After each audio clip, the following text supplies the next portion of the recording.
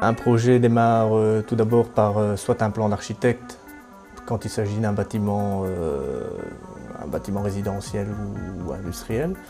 Maintenant, quand il s'agit d'un projet plus industriel et plus un processus de machine, là, ça démarre de la volonté du maître d'œuvre, c'est-à-dire l'usine, qui lui passe son projet à un bureau d'études, ici en l'occurrence Philippe, qui réalise l'étude du process.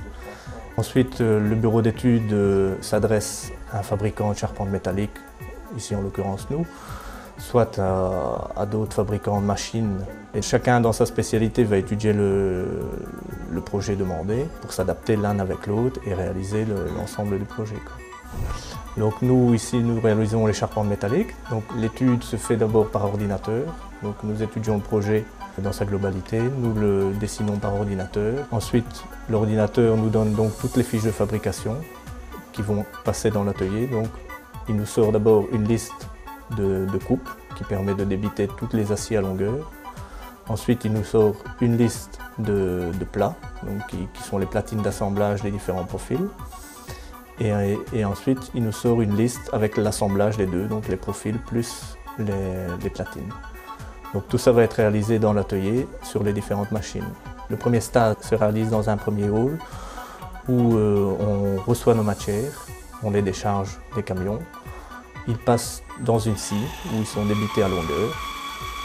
Ensuite, on passe sur une deuxième machine qui est une poinçonneuse qui permet de réaliser tout ce qui est perçage dans les profils. Donc là, on réalise toutes les cotations des profils, les perçages aux différents diamètres, ce qui permettra par la suite d'assembler les structures au moyen de boulons. La seconde étape se réalise au niveau des platines. Donc là, on doit découper nos platines. Et là, pour ce faire, on a différentes machines.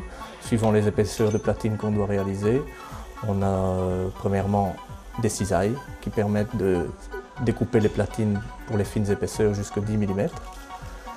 Et pour les plus grosses épaisseurs, on réalise le découpage par un chalumeau. Donc ça, on réalise de 15 mm jusqu'à presque ce qu'on veut, 50, 60 mm. Donc le chalumeau, lui, découpe donc, au moyen d'oxygène et de gaz par l'intermédiaire d'une flamme. Tout ça est donc découpé. Une fois qu'on a nos platines découpées, on doit les percer pour pouvoir les assembler par boulon. Une fois qu'on a nos différents éléments, donc les platines et les profils, on doit les assembler ensemble. Et ça se réalise donc au moyen de postes à souder. Donc on pointe nos différentes pièces ensemble et après l'ensemble des pièces passe à la soudure pour réaliser les cordons de soudure et la finition de la pièce. Une fois que toutes les pièces sont terminées, elles passent en peinture. Donc là on a une salle de peinture qui permet de réaliser la finition de la pièce finale.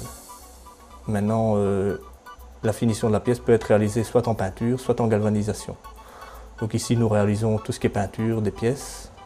Une fois qu'il faut une structure galvanisée, ça part en usine et c'est une galvanisation par bain. Ça ne se fait pas chez nous.